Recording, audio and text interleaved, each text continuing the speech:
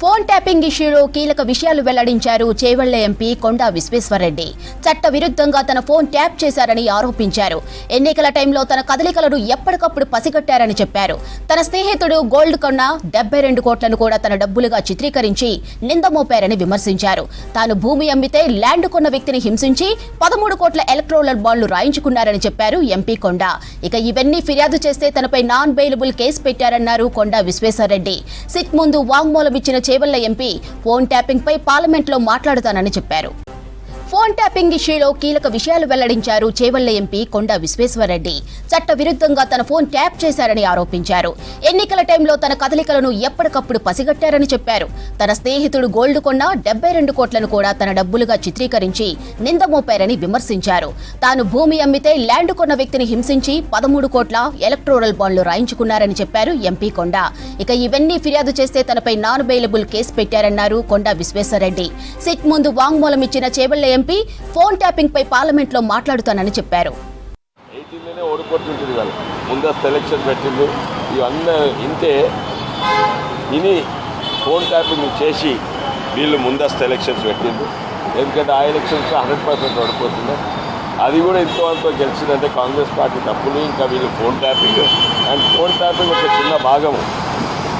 Physical surveillance నా ఇంట నేను పట్టుకున్న వాళ్ళు అంటే ఫిజికలీ పోలీసు వాళ్ళను 6 మంది పట్టుకున్నాము, 4 వదిలిపెట్టినాము, 2 పట్టుకున్నాము. వాళ్ళ మీద పోలీస్ కంప్లైంట్ ఫోటోగ్రాఫ్ ఇచ్చినాము. గచ్చిబౌలి పోలీస్ స్టేషన్ నుంచి ఎస్ఐ కె కృష్ణ అని. అది ఫిజికల్ సర్వేలెన్స్. నా ఆఫీస్ లోపలికి వచ్చి వారెంట్ లేకుండా నా కంప్యూటర్లను పుస్తకాలు చదివిండ్రు. దాన్ని సుబూట్ ఎవిడెన్స్ ఉన్నాయి. ప్లస్ ఆ ఫోన్ ట్యాపింగ్ నా ఆఫీస్లో లోపలికి వచ్చి వారెంట్ లేకుండా పట్టుకుంటే వారెంట్ లేకుండా వాళ్ళు కంప్యూటర్లు పుస్తకాలు చదువుతుంటే మేము పట్టుకొని అడిగితే మేము డిపార్ట్మెంట్ వాళ్ళమన్నాం. ఏ డిపార్ట్మెంట్ అంటే చెప్తలేరు. ఆఖరికి అప్పుడు నేను మహేష్ భాగవత్ గారికి అనుకుంటా, తర్వాత డిఐజీ మహేందర్ రెడ్డి గారికి ఫోన్ చేసిన ఇట్లా వీళ్ళు ఉన్నారు, వీళ్ళు పోలీసు వాళ్ళు వారెంట్ లేకుండా నా దాంట్లోకి వచ్చిండ్రు, నా ఫోన్ ట్యాపింగ్ చేస్తున్నారు అండ్ నా చుట్టుపక్కల వాళ్ళని ఫాలో చేస్తున్నారు. ఇవన్నీ చెప్తే వాళ్ళు ఎట్లా రాగలుగుతారని మహేందర్ రెడ్డి గారు చెప్పిండు. అది రాగలిగారు, నాకు తెలుసు చట్టం, మా లాయర్ చెప్పిండు. మహేష్ భాగవత్ గారు అనుకుంటా, నాకు ఎవరు ఆఫీసర్ పేరు మర్చిపోయినా, కమిషనర్ అప్పుడు ఎవరు ఉండేదో వాళ్ళు చెప్తా అవును రాగలిగారు అని చెప్తే మహేందర్ రెడ్డి గారు రాగలుగుతారని చెప్పింది. కానీ దాని తర్వాత మా అసిస్టెంట్ ఒక ఆయన ఉండే, అసిస్టెంట్ కాదు పేటెంట్ లాయర్, ఆయన పేరు కొండా సందీప్ రెడ్డి. నాకు శుద్ధం కాదు, ఆయన నెల్లూరు నుంచి, నేను చేవెళ్ల నుంచి. మా అందరు ఫోన్ ట్యాపింగ్లు అవుతుండే. ఆయన ఫోన్ ట్యాపింగ్ చేసి ఆయన జ్యువెలరీ కొంటేందుకు ఎస్ఎల్ఎన్ టర్మినల్స్ వస్తే ఆయన అక్కడ పట్టుకొని ఇవి నా పైసలని ఎలక్షన్స్ ముందు చెప్పిండ్రు. హుజురాబాద్ ఎలక్షన్స్ అప్పుడు నాకు బిజినెస్లో చాలా నష్టమైంది. టీఆర్ఎస్ వీళ్ళు కొంతమంది ఉండే. అయితే నేను భూమి అమ్ముకున్నా. భూమి కొన్నైనా అప్పుడు తెలిసింది నాకు కొన్ని పైసలు వచ్చినాయని. భూమి కొన్నైనా ఆయనకి ఇట్లా ఆయన ఎట్లా పట్టుకున్నారు, నా ఫోన్ ట్యాపింగ్ అయితేనే కదా, ఆయన రాజకీయాల్లో నాట్ ఇన్వాల్వ్. ఆయనను పట్టుకొని ఆయనను హింసించి ఆయనను బ్లాక్మెయిల్ చేసి, ఇది ప్రభాకర్ రావు అంట, బ్లాక్మెయిల్ చేసి నువ్వు విశ్వేశ్వరరెడ్డికి పైసలు ఇస్తే విశ్వేశ్వరరెడ్డి ఈటల రాజేందర్కి ఇచ్చిండు. వాస్తవంగా అప్పుడు ఈటల రాజేందర్ గారు కొట్లాడుతుంటే వాళ్ళు 100,000 కోట్లు పెట్టుకుంటే ఈటల రాజేందర్కి ఇబ్బంది ఉండే.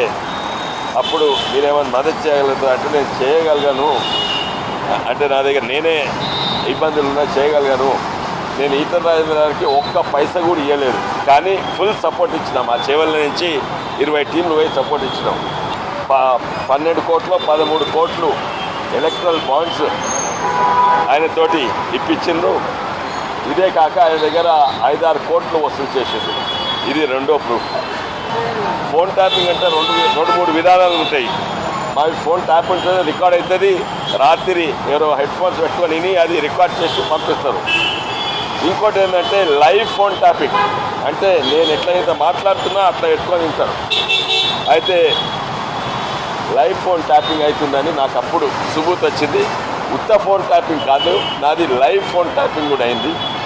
అయితే నాకు అప్పుడు డౌట్ ఉండే, లైవ్ ఫోన్ ట్యాపింగ్ అంటే ఓ 100 మంది ఫోన్ ట్యాప్ చేస్తే వినేటోళ్ళు 100 మంది ఉండాలి. ఎట్లుంటారు? 1000 మంది చేస్తే 1000 మంది వినేటోళ్ళు. పోలీస్ ఫోర్స్కి ఎట్లున్నదని నమ్మబుద్ధి కాలేదు, కానీ లైవ్ ట్యాపింగ్ అయింది. అది ఇంకో ఉదాహరణ. దాని తర్వాత మున్గోడ్ ఎలక్షన్స్ అప్పుడు వాళ్ళు మేమేం చెప్తున్నామో మొత్తం అని తెలుస్తుంటే, దాంట్లో వివేక్ గారు ఇన్ఛార్జ్ ఉంటే నేను మర్రిగూడెం ఇన్ఛార్జ్, నాది జితేందర్ రెడ్డిది, వీళ్ళ ఫోన్. అప్పుడు జితేందర్ రెడ్డి కూడా బీజేపీలో ఉంటే వాళ్ళ ఫోన్ ట్యాప్ చేసి అవన్నీ కూడా వినిపించింది.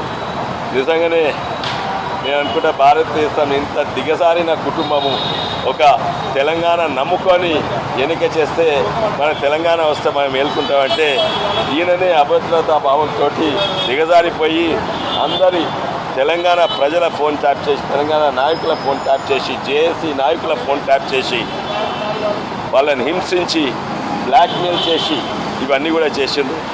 ఇదంతా ఏంటంటే ఇంకోటేమో వీళ్ళు పోలీసు వాళ్ళు సొంతంగా కొన్ని చేసుకున్నారు, వాళ్ళు సొంత డబ్బులు చేసుకుని అంటున్నారు. రియల్ ఎస్టేట్ వల్ల, ఫిల్మ్ స్టార్ వల్ల ఇవన్నీ కూడా చేసి, కానీ అవి కూడా బయటికి రావాలి. కానీ ముఖ్యంగా ఏంటంటే ఈ కేసీఆర్ కుటుంబ పాలన అంటే ఇట్లుంటుంది. ఇది మొత్తం ప్రపంచానికి మొత్తం